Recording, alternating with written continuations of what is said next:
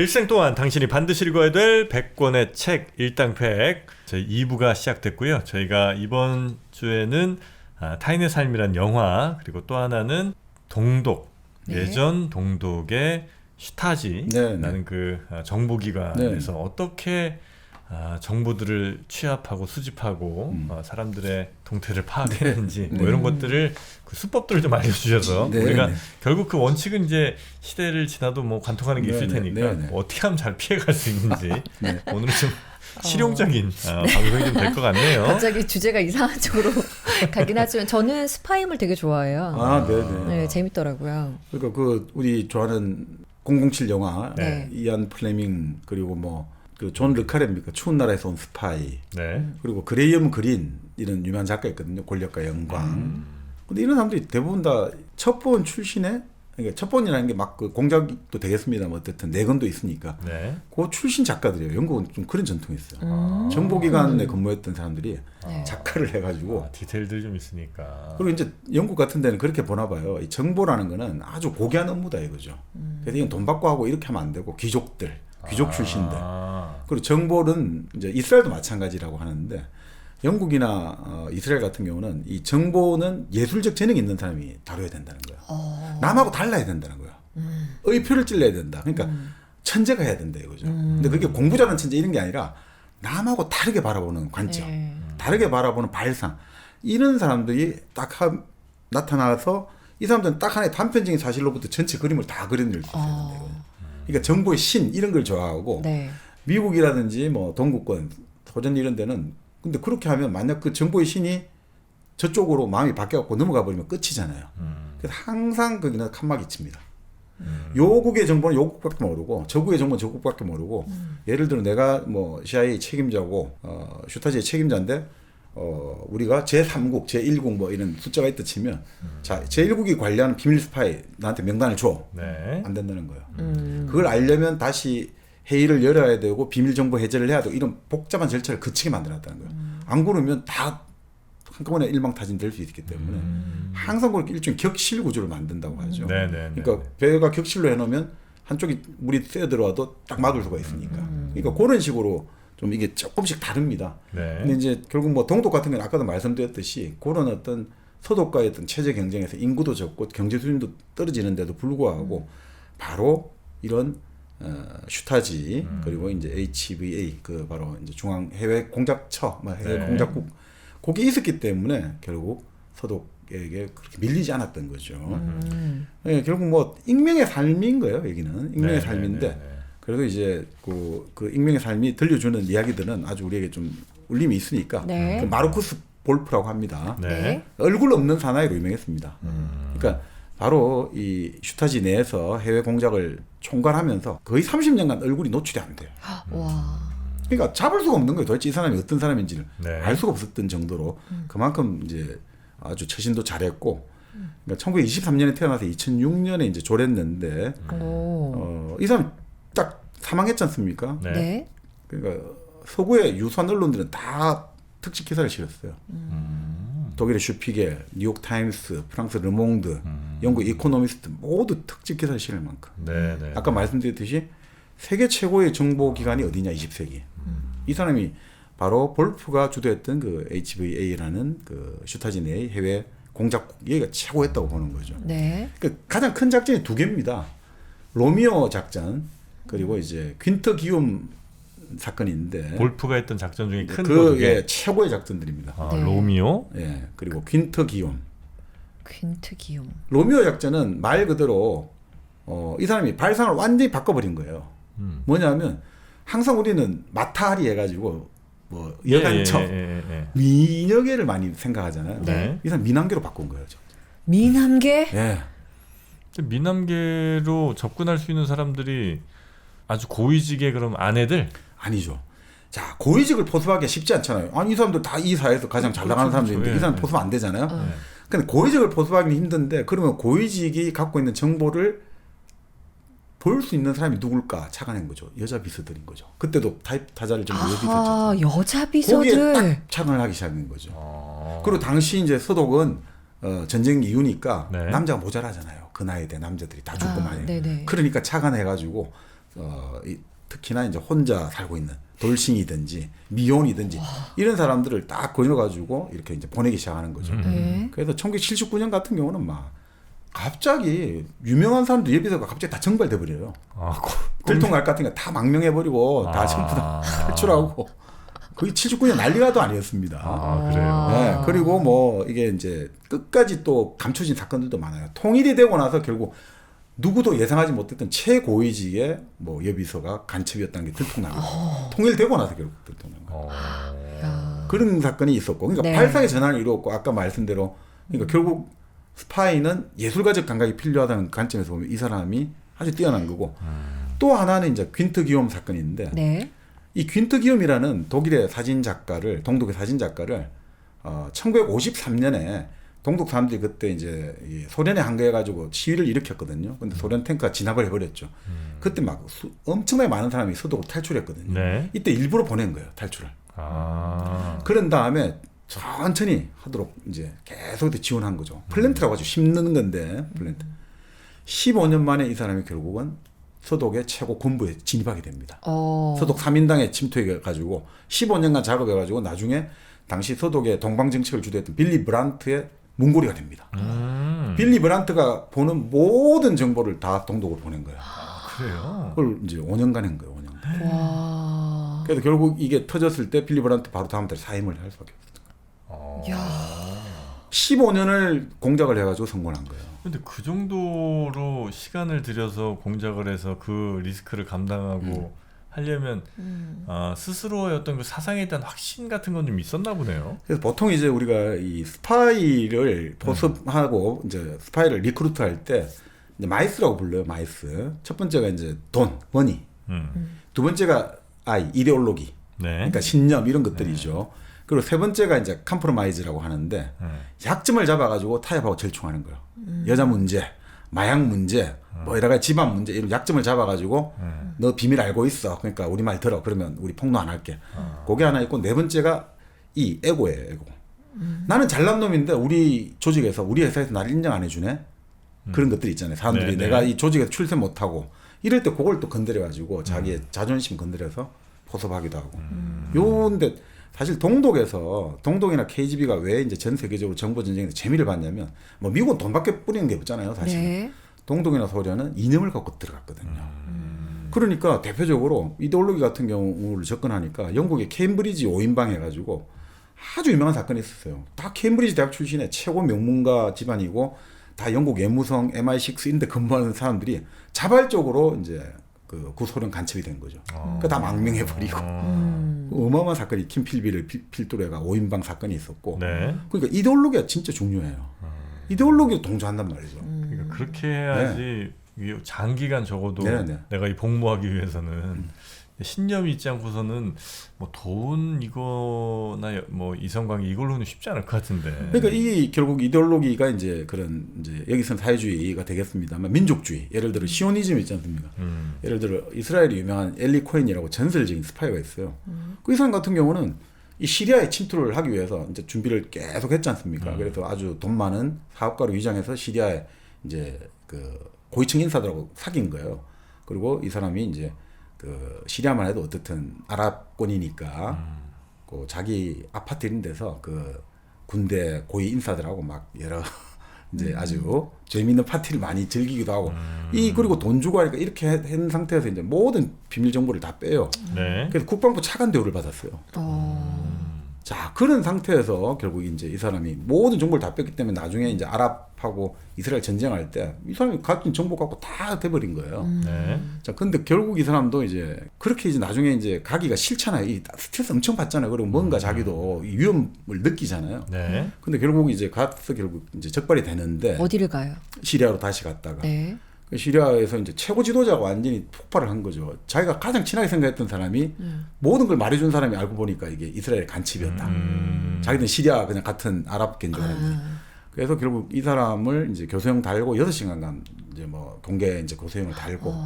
그 이스라엘에서 이 사람 시신이라도 받으려고 해도 네. 절대 안 가르쳐줘요. 지금도. 그러니까 그런 정도로. 그러니까 이런 이념을 가지고 있으면 되는 거죠. 네, 그러니까 뭐 퀸트 기용 같은 경우도 15년간 그거를 부인하고 같이 가가지고 그걸 같이 한 거죠. 그러니까 우리 같은 경우도 이제 그런 식으로 기획 공작 오랫동안 하는 공작이 유명한 사건이 한 번 있었죠. 그게 흑금성 공작이에요. 뭐죠? 흑금성이라고 네. 그 뭐 이제 이름은 다 알려져 있으니까 네. 박채서 씨. 이 사람 같은 경우는 뭐 제가 구체적인 학교까지 말하기 좀 그렇고 근데 하여튼 거기서 이 양반이 이제 정보사라고 이제 우리 대북 그 정보 정찰 활동을 하는 기구가 있는데 거기서 이제 공작안을 하나 만든 거예요. 이런 거 있지 않습니까? 자, 내가 정보사 근무하는데 이 조직에서 나를 제대로 대우 안 해주고 뭔가 승진도 누락되고 이래서 내가 불만을 품고 그래서 조직에서 말썽을 일으키다가 쫓겨나는 걸로 딱 그렇게 만들어요. 그런 다음부터 해서 이제 이걸 가지고 사업가로 위장을 해가지고 대북 사업을 하는 쪽으로 해서 이제 들어가는 거죠. 뭐 영화도 있습니다. 영화를 만들었죠, 그게. 네. 그러니까 그게 바로 그 사건이에요. 그래서 결국 나중에 그 당시 김정일하고 사진까지 찍는데 성공하죠.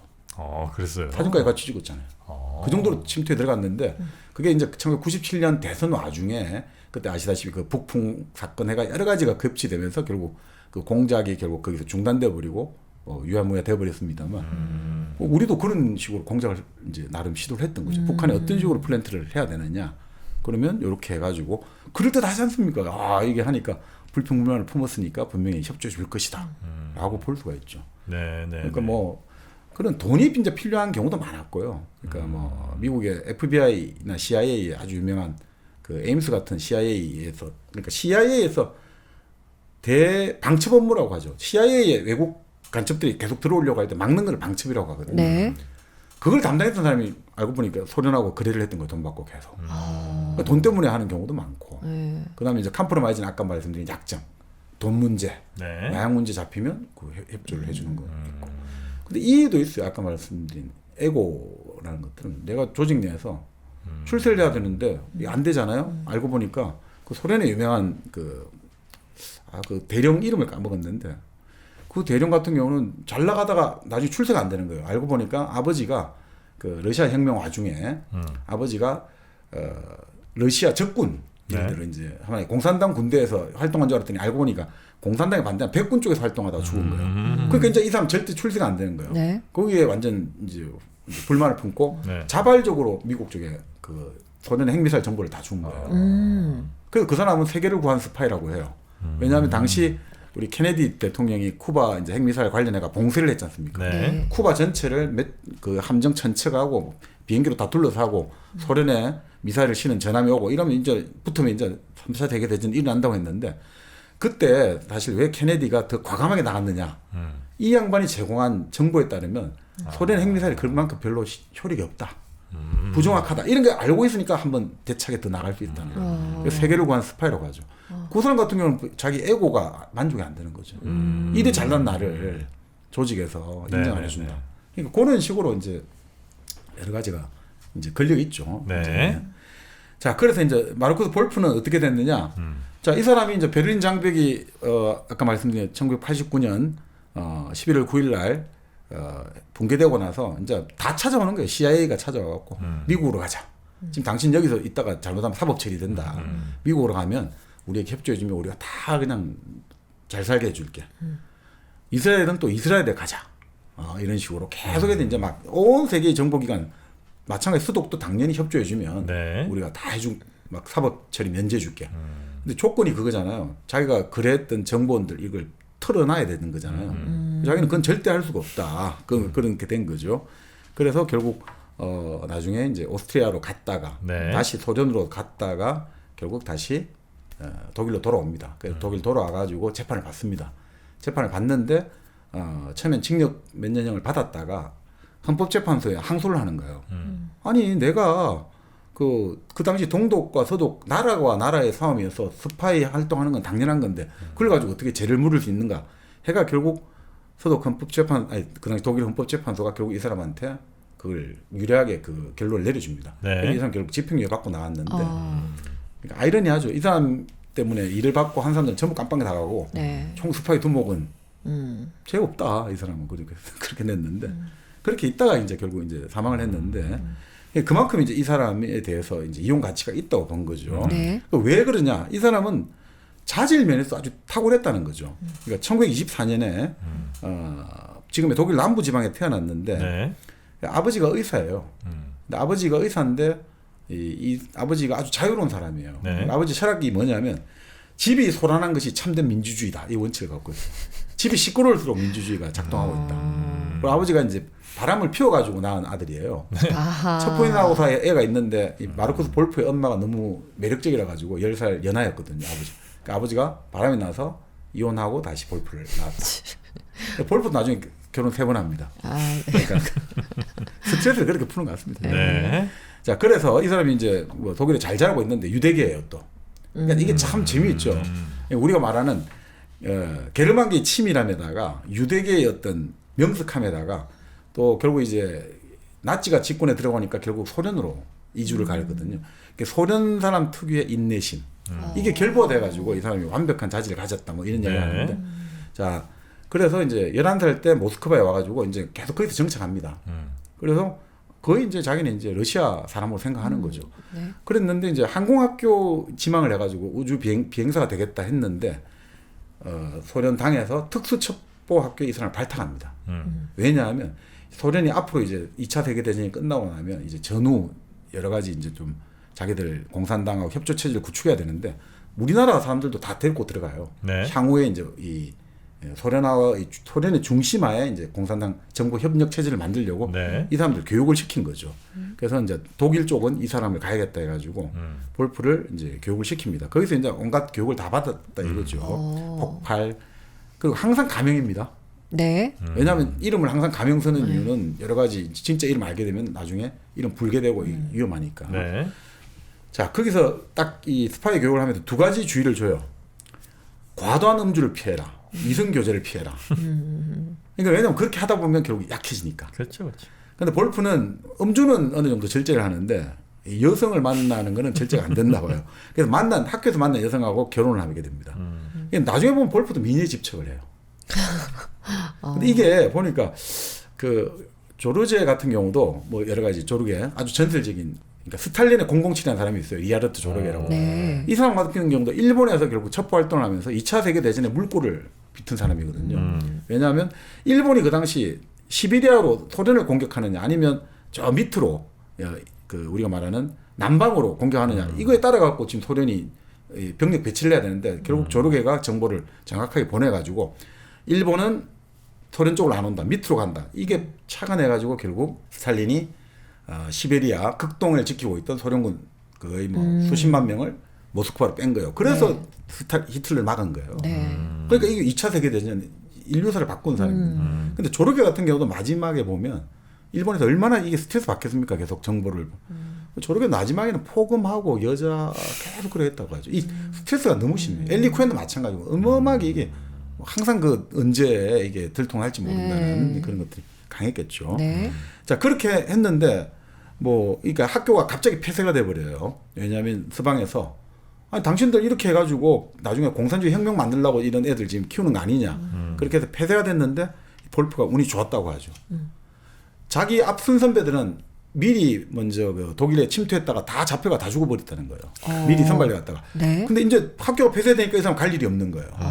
그래서 살아가지고 결국 독일 인민 라디오 진행자를 하고 그 이후에 이제 베를린에 22살에 돌아와가지고 다시 또 외교관으로 발탁이 돼요. 네. 모스크바 주재 종독 대사관 외교관으로 발탁이 돼요. 그러니까 이 사람은 결국은 왜 이제 30살에 결국 그 독일 해외 공작 책임자가 되거든요. 딱 하나입니다. 여러 가지 능력도 있지만 소련 인맥. 우리 그때 누굽니까? 우리 8월 종파투쟁 할 때 결국은 소련 인맥을 가진 그 결국 이제 김일성 여러 가지 이런 것들이 크다고 했지 않습니까?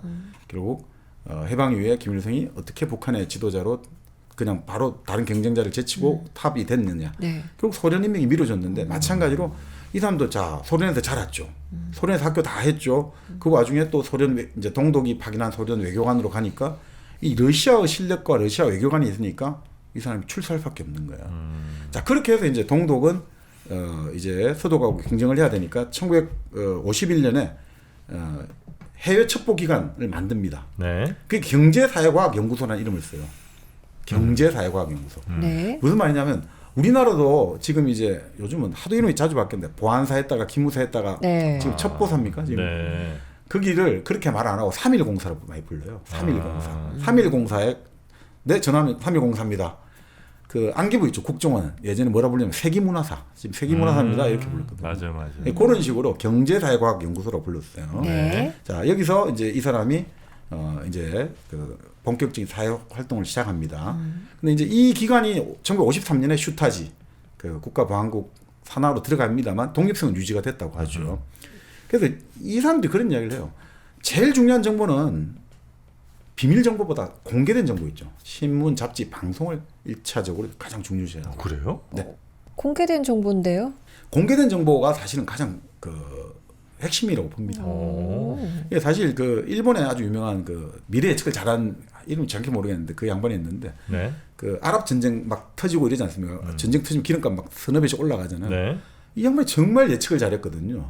그래서 사람들이 뭔가 중동에 이스라엘과 중동 쪽에 특수한 정보 파이프라인이 있냐니까 신문만 열심히 보면 된다는 거예요. 신문 열심히 보면 다 나온다는 거예요. 제가 예전에 재밌게 든 사람이 그 과외 금지를 풀어준 게 88년일 겁니다. 네. 근데 그때 어떤 분이 계속해서 신문을 열심히 보다가 조만간 과외가 풀린다는 거예요. 그게 무슨 소리냐니까 그때 자기가 보니까 87년부터 88년 요 사이에 계속해서 막 인신매매 기사가 많이 나온다는 거예요. 인신매매 나오고 유언가 이래대로 두면 안 된다 이런 기사가 계속 많이 나오더라는 거예요. 네. 자기 생각에는 그러면 지금 중산층들이 지금 돈을 이제 이렇게 써야 되는데 이 돈을 지금 자꾸 막아버리면 돈 쓸 곳을 풀어줘야 되는데 교육비로 유도를 해야 된다 이런 식으로 말을 하는 거예요. 그래서 조만간 무슨 연관성이 있지? 그렇게 근데 이 양반은 그런 데서 찾아내는 거예요. 그거를. 그러니까 우리가 생각에는 전혀 연관성이 없는 것 같은데 이렇게 유흥가 이런 데 못 가게 지금 계속 단속을 하고 뭘 하니까 그럼 어느 쪽으로 돈을 남는 돈을 어떻게든 풀어줘야 된다. 어느 쪽으로 풀겠냐? 교육비로 풀어주는 게 제일 좋을 거다. 그래서 보석학원 더 허용해 줄 거고 할 것이다. 이런 식으로 신문 보고 다 하는 거예요. 이 사람이. 그런 분도 있더라고요. 네. 그러니까 그런 식이라는 거죠. 네. 사실은 가장 중요한 정보는 공개된 정보에 깔려 있다. 네. 그런 이야기죠. 네. 그래서 그런 식으로 해서 이제 시작을 하는데 1953년 나이 30에 이제 바로 1인자가 됩니다. 1인자 되는 이유가 뭐 결국 그 아까 말했던 친소 인맥들 여러 가지 이제 그러니까 항상 그런 것 같습니다. 높은 자리에 올라가는 사람들은 자기의 능력만 갖고 되는 게 아니라 운이 참 따라요. 그러니까 그 11살에 오히려 엄마 아버지가 낫지를 펴서 어떻든 하다가 모스크바에 정착한 것도 이 사람의 운이었고 그래서 소련통이 되었고 또 이 사람이 해외 정보기구를 처음 만들 때 그 정보기구의 책임자가 아주 전설적인 공작관이었다는 거예요. 그래서 그 당시 돈을 이제 많이 필요로 하는데 네. 이 사람이 가서 돈 달라면 안 줄 수가 없다는 거예요. 그러니까 우리가 그런 사실은 이제 이념이 중요시한 사회에서는 이념을 중요시한 사회에서는 그 왕년의 실적이 되게 중요하거든요. 왕년에 내가 독립운동을 했다. 이게 이 사람 앞에서는 다 모든 걸 해줘야 되거든요. 그런 게 있단 말이죠. 우리도 예전에 왜 386 세대들이 민주운동을 많이 했기 때문에 그 사람들 좀 밀어줘야 돼 이런 분위기가 있었단 말이죠. 네. 그러니까 이런 이념이 중요시되는 사회 속에서는 깜빡 많이 가고 이런 게 엄청나게 큰 힘이 되는 거예요. 그러니까 그런 상사를 만나 아니 그런 게 좀 있는 거예요. 그러니까 깜빡을 그 갖고 이런 사람들이 워낙 전설적인 사람이 자기 부서에 책임자가 없기 때문에 돈을 그냥 갖고 오는 거예요. 그냥. 돈 모자란데 그냥 가서 그냥 재무부에 가서 그냥 책임지고 금괴 달러 다 들고 오는 거예요. 그러니까 공작을 하기가 너무 좋은 거예요. 네. 그럼 실적을 내기가 좋지 않습니까? 그러니까 운이 따랐다 이거죠. 자, 근데 이 사람들은 동독은 당시에 어떻든 뭐 사람들도 많이 서독으로 탈출도 했고 그리고 소련 쪽에서 들어와서 뭐 어떻든 탈출을 방조한 것도 있어요. 일부러 이 관리하기 힘드니까 조금 부르주아나 이런 사람들은 자 서독 가라 하고 일부러 열어주는 것도 좀 있어요. 자, 그 와중에 이제 서독 같은 경우는 이제 서독도 정보를 만들었는데 이 바로 볼프의 라이벌이 게렌 장군이에요. 네. 히틀러의 장군이에요.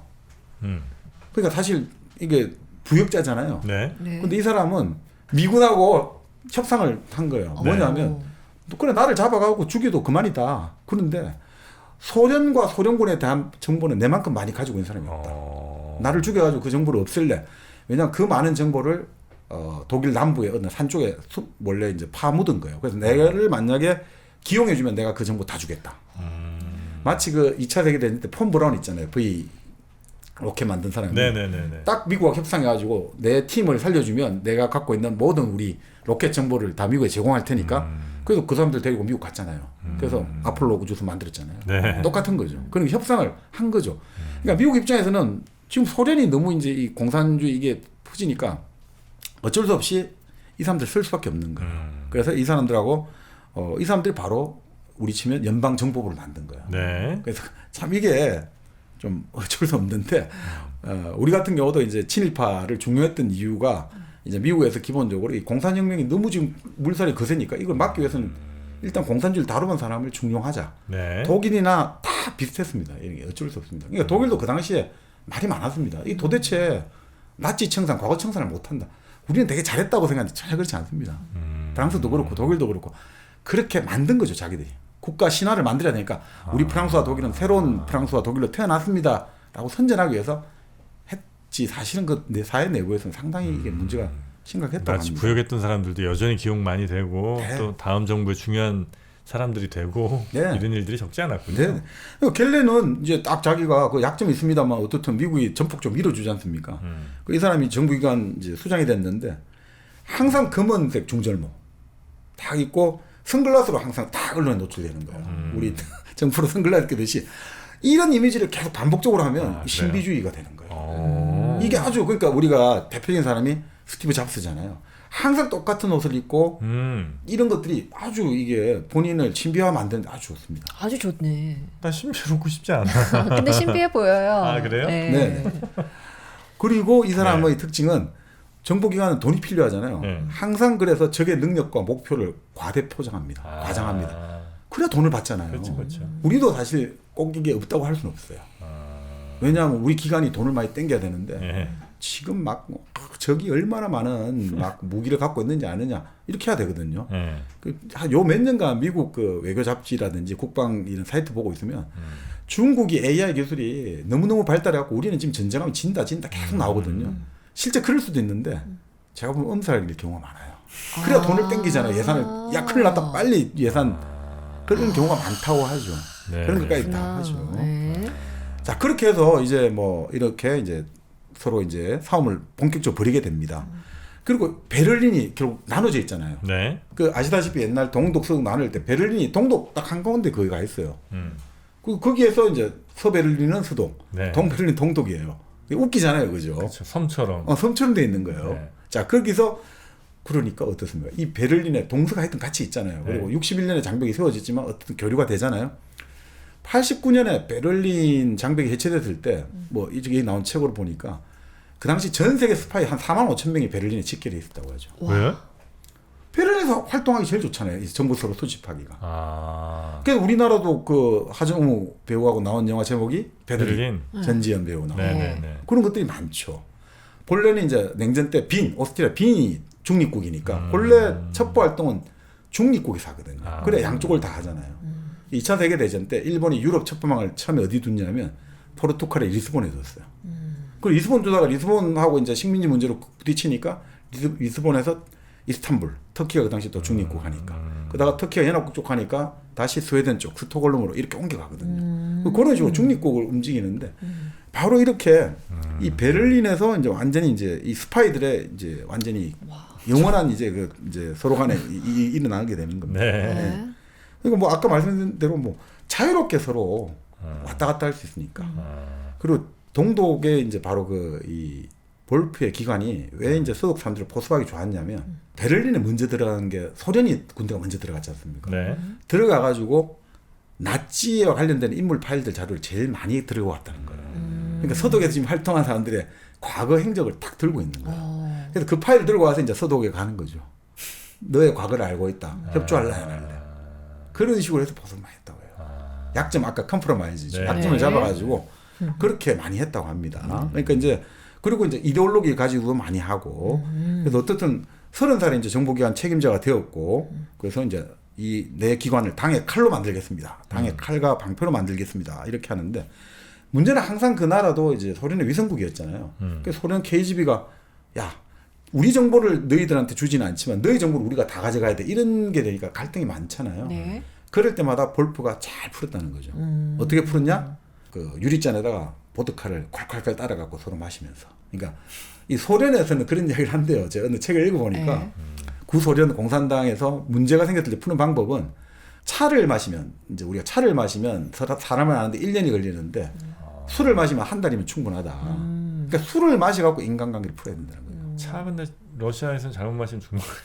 홍차 잘못 또 뭐 떨어뜨려가지고.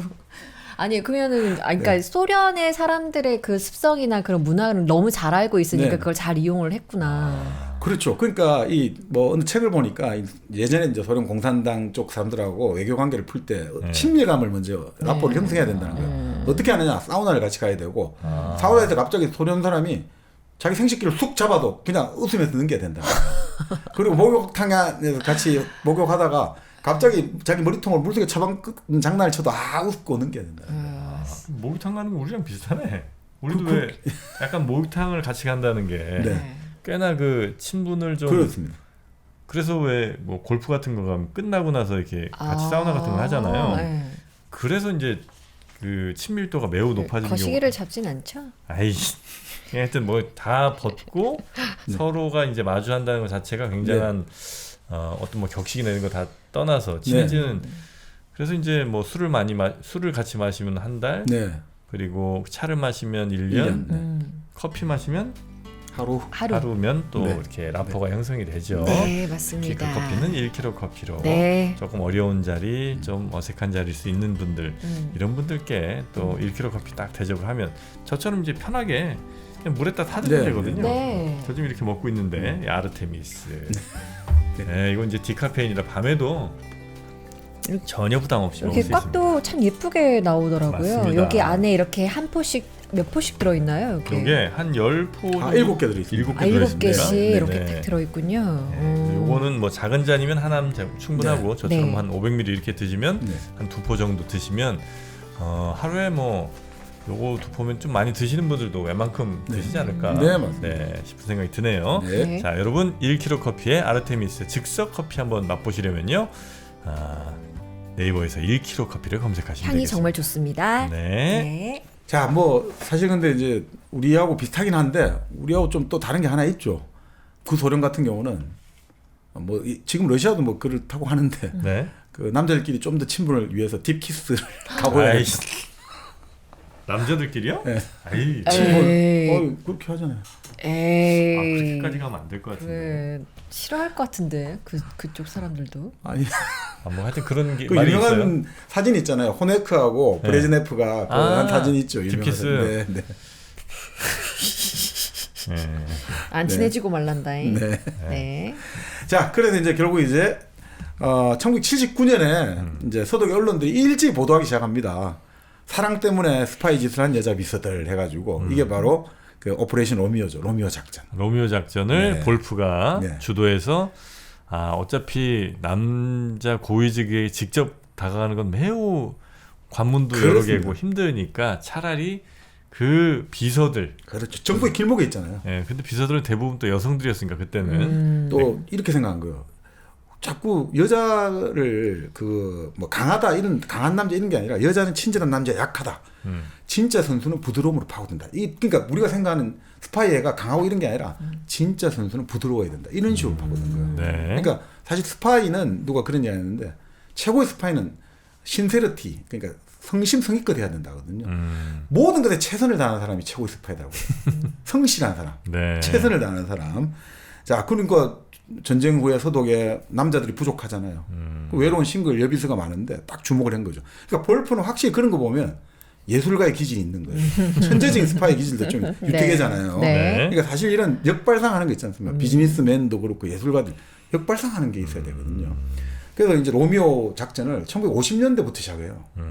하니까 이게 이런 거예요. 처음에 딱 해가지고 아니 근데 갑자기 어떻게 가서 총리실에 여비서를 꼬실 거냐? 네.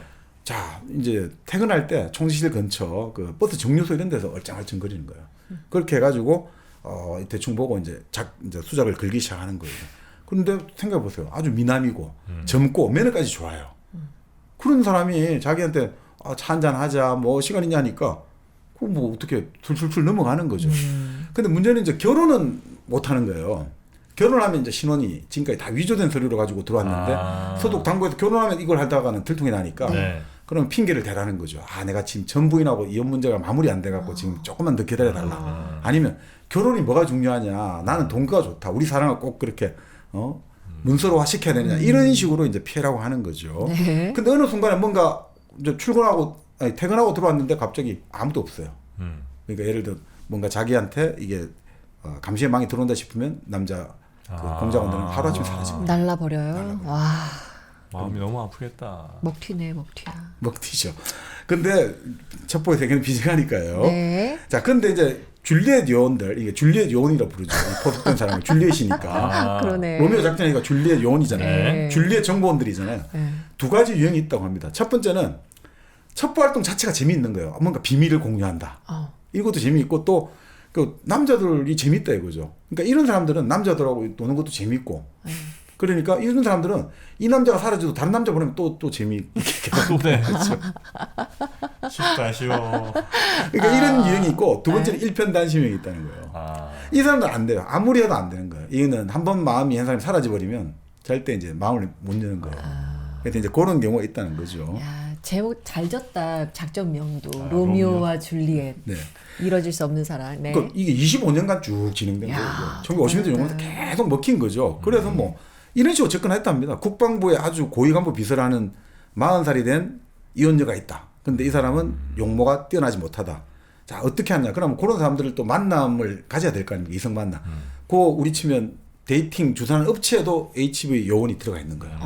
그래서 다 보는 거예요. 자, 그래서 그 어떤 그 여비서 마리아라고 칩시다. 마리아 집에 이제 요원이 꽃다발을 갖고 찾아가는 거예요. 그래서 배를 눌러요. 그래서 마리아가 나오면 여기 집에 마리아 말고 안나가 살고 있지 않느냐. 안나 그 사람 없다. 그러면 이 요원이 갑자기 실망한 표정을 짓는 거예요. 그 여자가 안나가 나한테 가짜 주소를 가르쳐 줬구나 하면서 고개를 팍 들고요.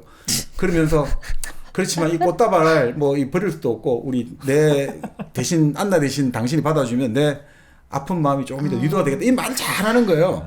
그러면 마리아가 사람이 젊지 잘생겼지 매너도 아주 말도 잘하지 이러면 저기요. 차라도 맞습니다. 바로 마세요. 그렇게 해서 시작하는 거예요. 들어와서 차라도 한잔하고 마시겠어요. 이렇게 했다는 거죠. 그런 다음에 이제 알고 보니까 어느 날 그 남자가 증발해버렸어요. 근데 신문에 보니까 그 남자가 알고 보니까 그런 공작원이었다. 이렇게 알게 되고. 그러니까 이런 사건이 한두 개가 아니었대요. 70년대 당시에 브뤼셀의 나토 제일 이제 안보를 담당하는 그 기구 아닙니까?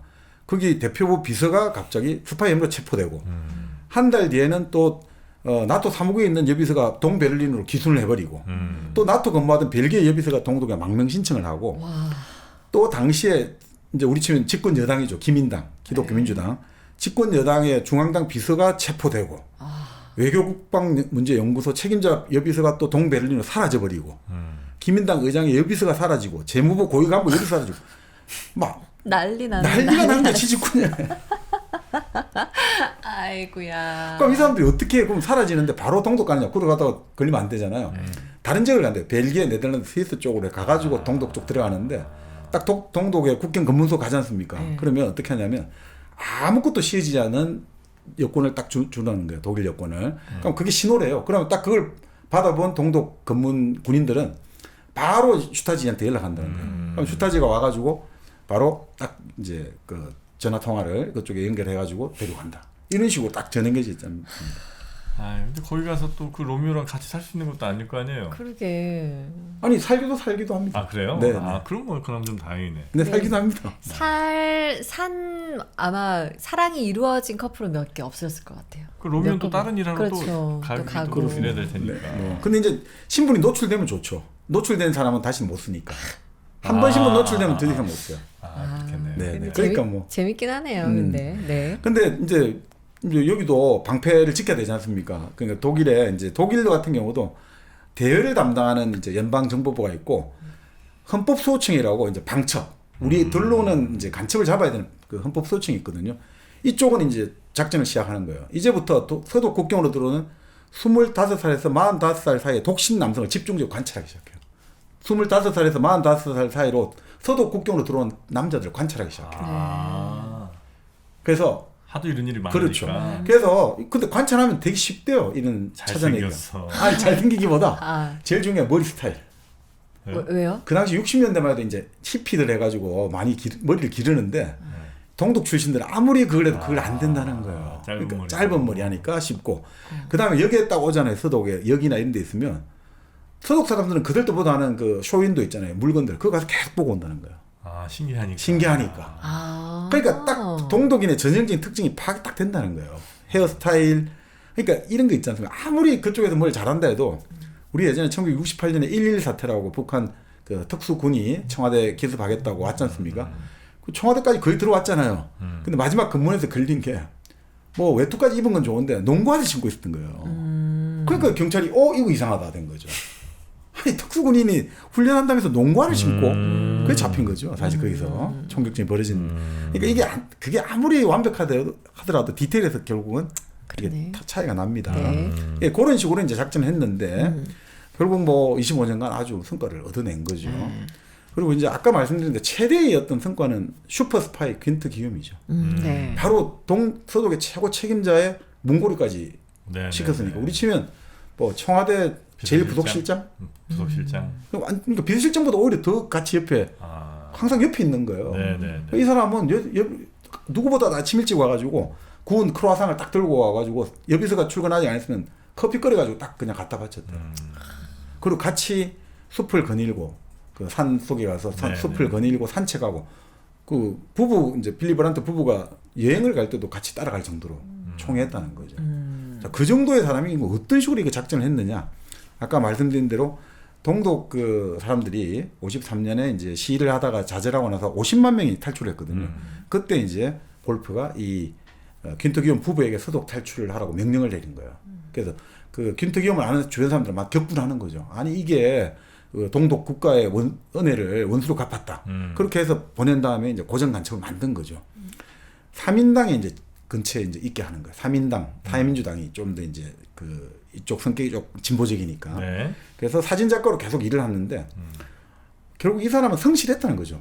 성공하려면 일단 성실해야 되니까. 그러니까 계속해서 하다가 프랑크푸르트 시의회 의원이 되는 거예요. 이 활동하다가 그 다음에 결정적인 게 자기 이제 후견 역할을 하는 랩이라는 사람이 있는데 이 사람이 결국 69년에 연방 의원에 당선되면서 나중에 장관까지 하거든요. 이 사람이 야 내가 이제 그 당시 수도 교수님 보훈이니까 보훈에 가게 되면 너를 불러줄게 된 거예요. 그런 식으로. 그래서 결국 이제 69년 10월 달에 빌리 브란트가 서독 총리로 취임하게 됩니다. 3주 뒤 기욤에게 총리실 채용 문의가 오는 거예요. 네네. 그런 다음에 총리실의 노동 담당 비서관이 됩니다. 15년간의 압력 끝에 결국 이제 문고리가 되는데 성공한 겁니다.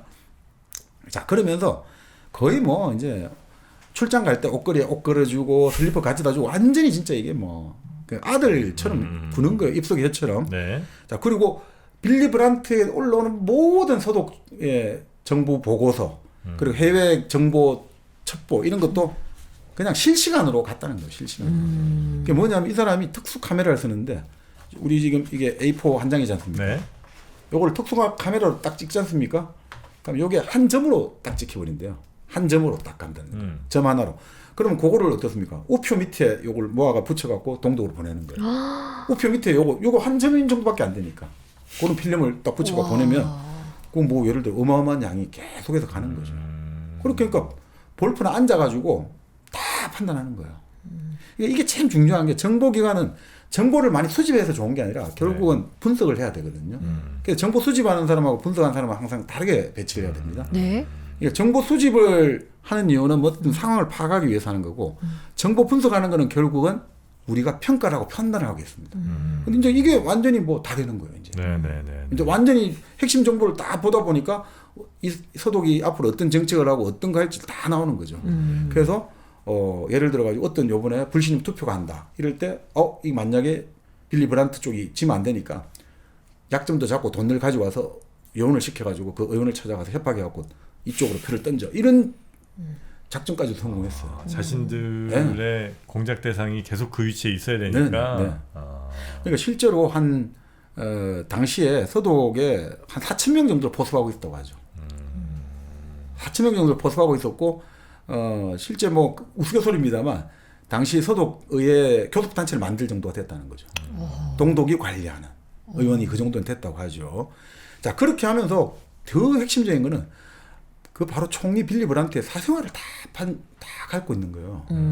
빌리 브란트도 또 이제 예전에 나치에 대항해서 레지스탕트 활성을 했습니다만 이 사람도 뭐 사생활은 좀 자유로운 사람이거든요. 부인이 있습니다만 뭐 여기자부터 시작해서 많이 이제 썸씽이 많았어요.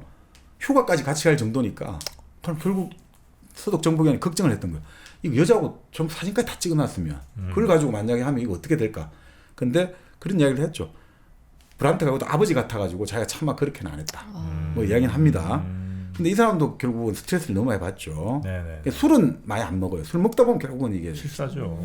그래서 뭘로 고독을 해소해야 되겠습니까? 여자요. 네. 이 사람 로미오가 아니었는데 53명의 여자 비서들을 또 관리를 이제 53명이요? 네. 정력가였네. 아니 뭐 대단하다. 어쨌든 긴터기용이 네. 엄청 귀여웠나? 긴터기용 권력이 최고의 체험제겠죠. 긴터기용 귀엽기도 합니다만 권력이 최고의 체험제죠. 그러니까 이제 빌리버한테 문고리도 하니까 다들 멋있어 보이는 거죠. 그리고 매너도 좋지, 목소리가 저음에 부드럽고 이러니까 다들 좋아하는 거죠. 근데 이렇게 들으면 진짜 스트레스가 어마어마했나 보다. 그죠? 그럴 것 같아. 네. 그런데 이제 긴터기용을 어떻게 이제 꼬리가 잡히느냐? 네. 그러니까 이 서독 사람들이 진짜 치밀한데 이제 긴터기용이 53년에 나가니까 그래도 동독에서 이제 우리 북한에서 또 방송에 난수표 보내지 않습니까? 자, 지금부터 어디 사는 누구 삼촌에게 누가 보내는 숫자를 알려드리겠습니다. 1, 2, 3 하지 않습니까?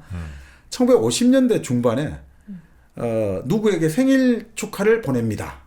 오늘 누구에게 생일 축하 보낸다. 또 그 다음 날에는 누구 부인에게 보냅니다. G로 뭐 독일 알파벳은 그렇습니다. 뭐 영어로 G에게 생일 축하. G의 부인에게 생일 축하. 그리고 마지막에 있는 메시지가 두 번째 남자에게 또 축하를 보냅니다. 이렇게 했거든요. 근데 이게 누군지를 모르고 그냥 하여튼 요 생일날에 누가 보냈다. 요것만 갖고 있는 거예요. G로 시작하는. 네. 근데 그 요원이 그걸 계속 들고 있었던 거죠. 한 십몇 년간을. 이 누굴까?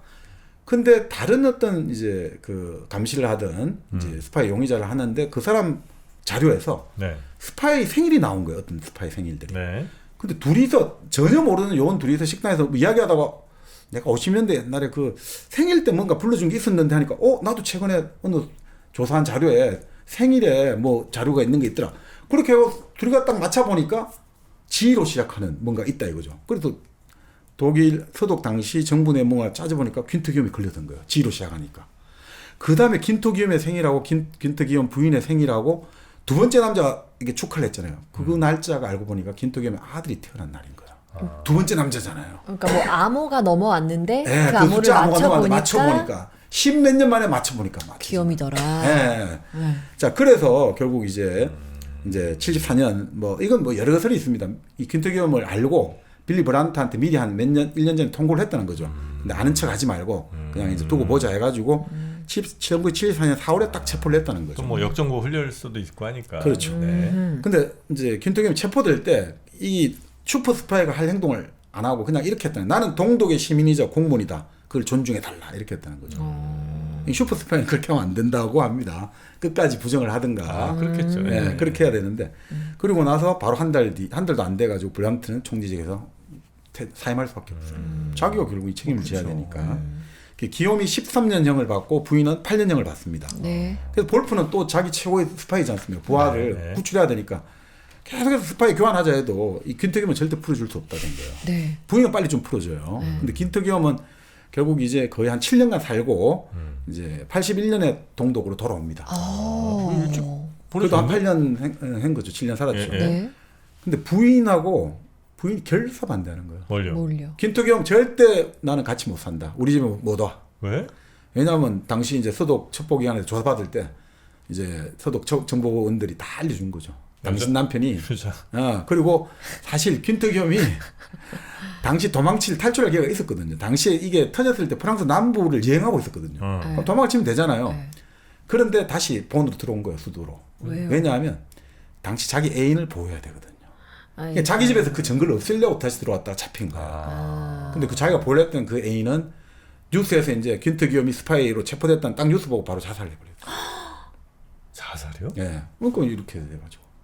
그러니까 이 긴터기움이 그러니까 돌아오니까 이제 조강지천은 이제 당신 절대 못 본다 그러고 자기가 보였던 여자는 자살했지. 그러니까 우울증에 걸렸는데 이 또 여자로 또 우울증이 해결되더라고요. 그 바로 볼프가 간호사를 소개해 주니까 또 활력을 찾았다. 10년 살고 나왔으면 나이가 좀 있었을 거 아니에요. 근데 이제 문제는 귀여운 아들이 처음부터 거기서 태어났잖아요. 수독에서. 그러다가 갑자기 왔잖아요. 아, 적응을 못하는 거예요. 이게 체제가. 그러니까 아무리 해도 안 되고 그래서 결국은 뭐 나중에 결국 동독으로 아니 서독으로 보내달라 해가지고 88년에 통일되기 1년 전에 이제 서독 갔다고 하죠. 아들은? 네, 아들은 도저히 나는 여기 못 산다 해가지고. 그래서 뭐 결국 이제 통일이 되고 이제 다 끝났지 않습니까? 네. 그 1993년에 빌리 브란트가 죽게 되거든요. 그럴 때 이제 바로 이제 이 마르쿠스 볼프하고 겐트 기욤이 장례식장 브란트에게 연락을 한 거예요. 네. 정말 사죄드리고 싶다. 정말 브란트 총리 만나서 정말 사죄드리고 싶다니까 브란트가 딱 한마디로 거절해버려요. 당신들 만나면 내가 너무 고통스러울 것 같다. 정말 내가 아들처럼 믿고 그렇지. 모든 그런 사람이 그렇지. 나를 이렇게 못한다. 그러니까 결국 이제 브란트는 결국 용서를 안 한 거죠. 2년 후에 이제 기욤은 죽게 됐는데, 브란트 죽고. 예, 죽고 2년 후에 결국 뭐 이 스트레스 많이 받은 사람은 오래 못 살더라고요. 그러니까 이 완전히 언제 내가 들통이 날지 모른다. 그러니까 그건 진짜 힘. 이 너무너무 힘들죠. 피를 네, 말리니까. 네, 네. 그래서 그 죽었는데 장례식에 아들과 부인은 절대 참석을 안 했다는 거죠. 삶이 그렇게 부럽진 않네, 그죠? 그러니까 뭐 얼핏 생각하면 야 스파이로 막 살면서 이 네. 여자 저 여자 만나고 뭐 스릴 있게 살고, 그렇지. 예. 뭐 재밌을 것 같기도 예. 한데 그렇게 삶이 썩 부럽진 않네요, 진짜. 그러니까 이 결국은 뭐 인정적인 자기 그게 없으면 이게 견디낼 수가 없죠, 그죠? 이 돈만 갖고 되는 것도 아니고. 그러니까 우리가 뭐 예전에 루즈벨트 대통령의 비서가 썼던 말을 이제 정보기관한테 인용합니다만 익명의 정렬.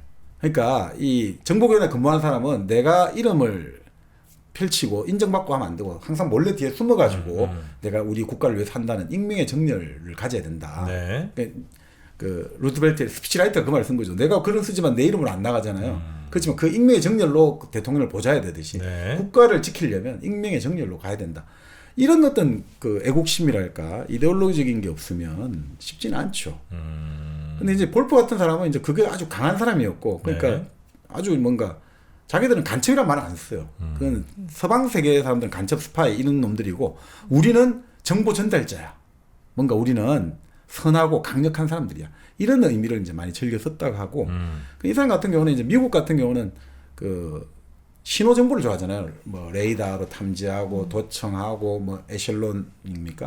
뭐 여러 가지 NSA 이런 데 전부 이런 거 하는데 이 사람은 기본적으로 휴민트가 제일 중요하다고 봤어요. 휴민트가. 그러니까 아무리 저게 미사일이 어디 있는지는 알아도 그 미사일이 어느 방향을 향하고 있는지는 인간이 알려주는 거다. 네.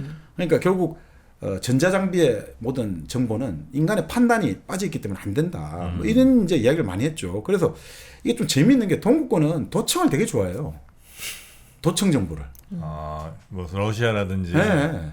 동독 뭐 이런 쪽은. 네. 근데 미국이나 이쪽은 영상 정보를 좋아하거든요. 항상 인공위성에서 뭐 보는 걸 좋아해요. 좀 이게 좀 묘한 또 차이가 있어서. 그래요? 네. 왜 그럴까? 그래서 음악이 발달한 독일과 러시아 쪽은 귀를 좋아하는지 그게 강하고 영미 쪽은 확실히 영상 정보랄까 이미지를 찾는 거를 되게 좋아한다고 하죠. 네네네. 근데 이제 미국 같은 경우도 그 9.11 나오고 나서 이제 탈렙 여러 가지 겹치면서 이제 휴민트를 많이 복구를 했죠. 그것만 갖고 되는 게 아니구나 이런 이야기를 하죠. 네. 근데 이제 볼프 같은 사람도 사실 지금 말씀대로 볼프의 하루를 보면 이런 겁니다. 오전 6시 반 정도에서 기상을 해요. 그러면 이제 조깅하고 운동을 해요. 네. 그 다음에 자기 집무실에 8시 15분 정도 되면 한 8시 한 15분 정도에 도착을 합니다. 네. 근데 이 사람은 사람을 많이 안 데리고 다녀요. 보통 정보기관 하나 막 뜨르르하게 데리고 다니는데 운전기사, 비서 둘, 보좌관 한 명 딱 이렇게만 세팅을 했다고 하죠. 네. 그리고 뭐 교체를 거의 안 했고 네. 그러니까 비서관 같은 경우는 34년간 자기와 같이 은퇴도 같이 했다고 하죠. 네. 월요일에서 금요일은 그러니까 매일 오후 9시까지 집무실에서만 계속 보고서를 읽는 거예요. 그러니까 매일 35년 이렇게 한 거예요. 예. 아침 아까 8시 15분에 집무실 도착해갖고 밤 9시까지 계속 집무실에 있는 거예요. 밖에 나가지도 않고. 사회생활 안 해요. 야, 사회생활 안 빡시다. 해요. 네. 보고서를 계속 봐야 되니까.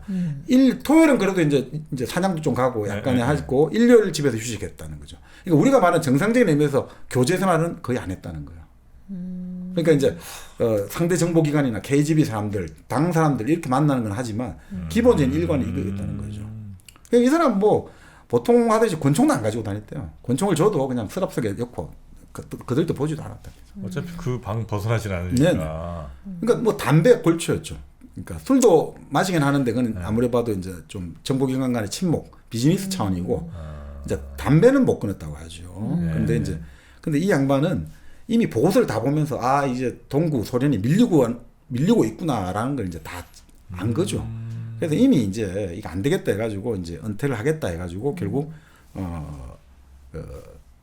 85년이었죠. 86년인가 5년에 이제 결국 86년에 이제 은퇴 계속 83년부터 은퇴하겠다 했는데 네. 결국 받아들여진 거는 86년에 이제 은퇴가 이제 공식적으로 내려진 거죠.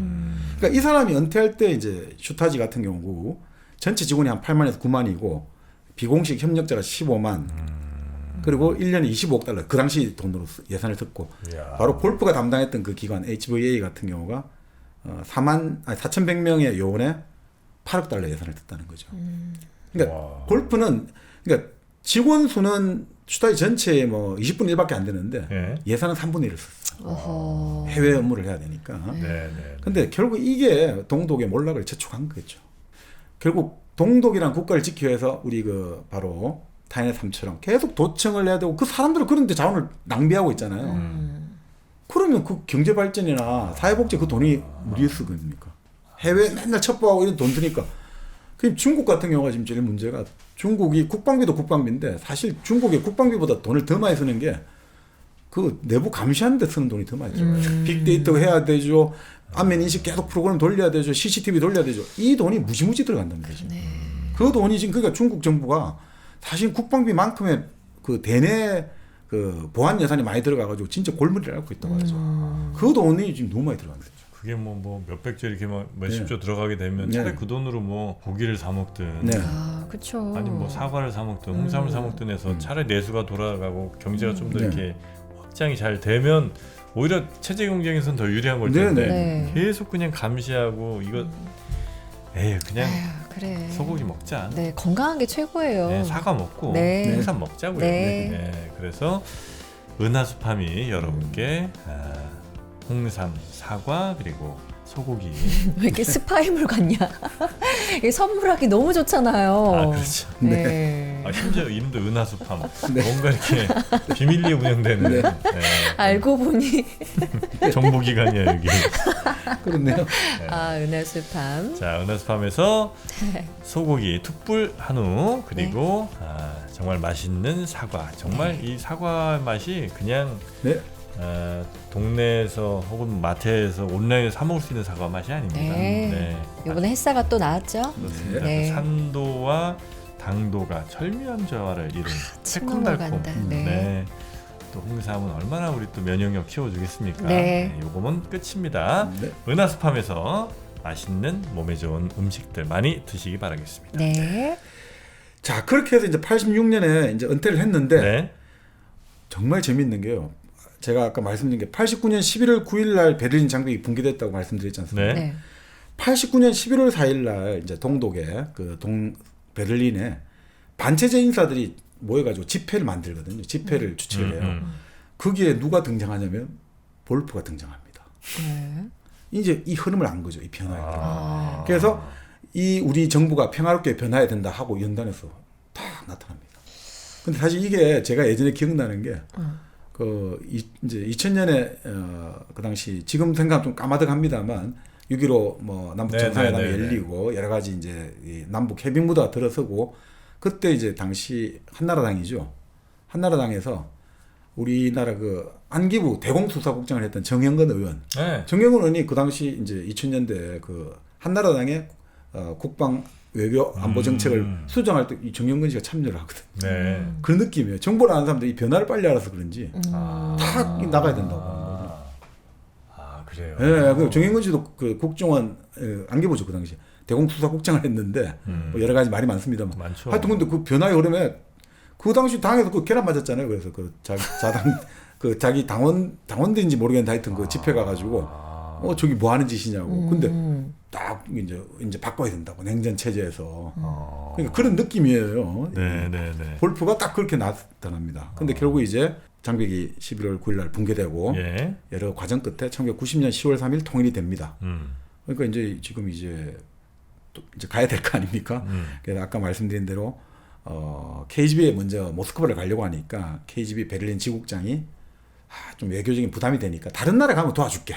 이렇게 이야기를 해요. 다른 나라 가면 도와주고 정 나중에 갈 데 없으면 모스크바로 와라. 이런 정도 이야기해요. 그래서 오스트리아 갔다가 근데 오스트리아에서 자꾸 사람들이 시선이 안 좋으니까 또 이래 했다가 결국 KGB에 전화를 해가지고 모스크바로 갑니다. 근데 결국 소련도 1991년 8월에 고르바초프 쿠데타 일어나고 난리가 났잖아요. 결국 다시 독일로 돌아옵니다. 돌아와가지고 바로 체포가 되어가지고 체포가 돼요? 네, 체포되어서 재판이 열립니다. 그래서 93년에 6년형을 선고받는데 아까 말씀드린 대로 결국 이제 헌법재판소 항소해가지고 그게 받아들여져요. 동독의 영토 안에서만 스파이 활동을 한 사람은 스파이로 처벌해서 안 된다. 동독 영토 안에서만 했잖아요. 그러니까 되는 거죠. 네. 그러니까 아까 말씀드린 대로 이건 뭐 웃기지 않냐. 이 사람 네. 지시를 받고 일한 스파이들은 감옥에 다 있고 그러니까. 이 사람은 자유를 얻었다. 그래서 이 사람이 그렇게 그 위에도 이제 뭐 나름 은둔을 하다가 2006년 11월 9일 날 사망을 했죠. 그럼 결국에는 감옥에는 아예 안 가고요? 안 갔죠. 일단 그 6년형 선고받고 조금 그런 거는 체포되었으니까 조금 있었으니까 이 사람도 어쩌면 자기가 알고 있는 수많은 정말 최고의 정보들이 많이 있을 텐데 다 그냥 무덤에 안고 갔습니다. 아 그래요? 네, 그 절대 그 뭐 어쩔 수 없이 이게 문서가 되면서 터진 건 할 수 없는데 나머지는 절대 공개를 안 했습니다. 왜냐하면 이 사람도 기본적으로 전산을 그 스파이 명단을 절대 전산해서 안 된다고 했거든요. 그런데 자기가 물러나고 나서 그 어수선한 와중에 누군가 전산 명단을 올렸고 그래서 그것이 일부 드러난 경우는 어쩔 수 없는데 본인은 항상 그 이 사람이 항공공학도를 했잖아요. 그러니까 이 모든 스파이와 이런 것들을 일종의 벤 다이어그램식으로 자기만 알 수 있게 쫙 이게 만들어 놓은 거예요.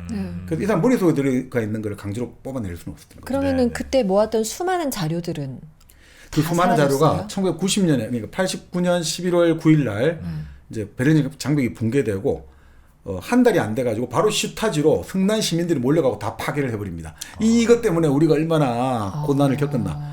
근데 그 와중에 성난 시민들이 가서 막 문서를 파괴하고 탈취하고 이럴 때 뭐 이 책에 보면 그렇습니다. 미국 측에서 1군의 사람들을 딱 그 용역을 줘가지고 그 정말 중요한 문서들을 빼돌렸다는 거죠. 슈타지 그 관련해서. 그래서 그런 이야기도 있고 뭐 바로 그렇게 슈타지로 이제 사람들이 몰려와가지고 난리를 칠 때 그 광경을 목도했던 KGB 베를린 지부장이 누구냐? 바로 지금 푸틴입니다. 푸틴이 그때 30대 중반입니다. 네. 와. 그때 그 푸틴이 그 완전히 이걸 보고 어떻게 했습니까?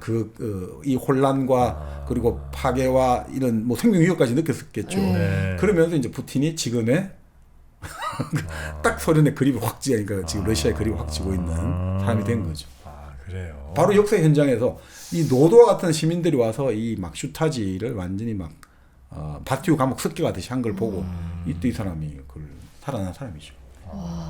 KGB의 혹은 뭐 러시아의 미래를 거기서 약간 좀 보고 그 감각을 좀 익힌 다음에 러시아에 어찌 보면 짜르처럼 지금 살고 있는 거군요. 네, 그럴 수 있죠. 와 재밌다.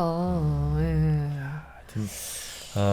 대단한 네. 대단한 정보기관의 수장 30년간 동독의 슈타지를 지배한 슈타지의 해외 파트를 지배한 그런 사람 이름이 그 바로 마르코스 볼프.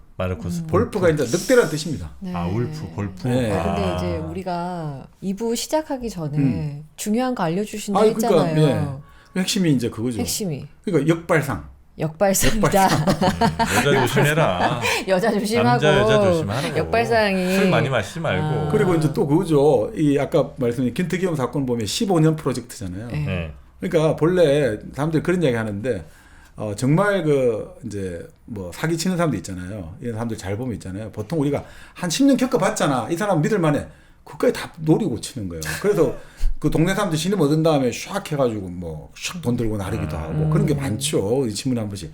사실은 그 기간의 다소가 그 사람의 신뢰를 평가하는 척도로 보통 생각하는데 그건 되게 위험하다. 이런 것들이 다. 그러니까 항상 역발상을 조심해야 되는 거예요. 요렇게 하니까 이렇게 하면 될 것이다라고 하는데 그 지점을 파고 들어가는 게 아까 말씀드린 사기를 친다든지 약점을 잡는 사람들은 그렇게 들어오거든요. 그러니까 이유 없는 호의를 조심하고 난세를 살아갈 때는 이유 없는 호의를 항상 네. 받아들이지 말아라 이렇게 하죠. 이 책 내용이랑 너무 안 어울리지 않아요?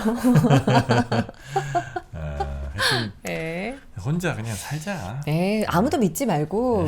아무도 믿지 마는 건 아니고 네. 그래서 볼프가 아주 마지막에 이 괴로움을 토로했습니다. 정보기관에 내가 책임자로 겪어야 되는 가장 큰 비극은 내가 아무리 정직해도 사람들이 내 말을 믿어주지 않는다. 이게 결국 또 그 핵심 양치 소년이 딜레마입니다. 됐군요. 근데 사람은 사회적 동물이잖아요. 네. 믿어주지 않으면 어떻게 살아요? 그것도 진짜 좀 힘든 일이긴 하겠네요. 그죠? 네. 그래 정보기관은 가지 말자 우리. 네, 그렇게 큰 인물만 안 되면 돼요. 네, 네. 맞습니다. 아니 큰 힘을 아니라도 항상 망원으로 언제든지 포섭될 수 있습니다. 그리고 국가와 민족을 위해서 우리 멋있게 한번 일 한번 해보시지 않으시겠습니까? 하는 유혹에 쉽게 넘어가지 말아요. 그죠? 국가와 민족을 위하는 일은 그렇게 거창한 명분으로 접근하는 사람들이 가장 큰 덫을 깔고 있다. 빨리 높은 자리로 올라가야겠다. 그래서 미남이 나한테 다가오게 어서 빨리 높은 자리로 가겠습니다. 자 그러면 오늘은 저희가 영화 하나, 책 하나 너무 재밌었어요. 소개 좀 해드렸고요. 네. 동독의 정보기관 슈타지에 마르코스 대해서 볼프? 네, 아마 많이 좀 재미가 있으셨으리라 생각하고 네. 다음 시간에도 재밌는 책 그리고 재밌는 컨텐츠들 여러분께 많이 소개해드리도록 하겠습니다. 자 오늘도 함께해 주신 여러분 고맙습니다.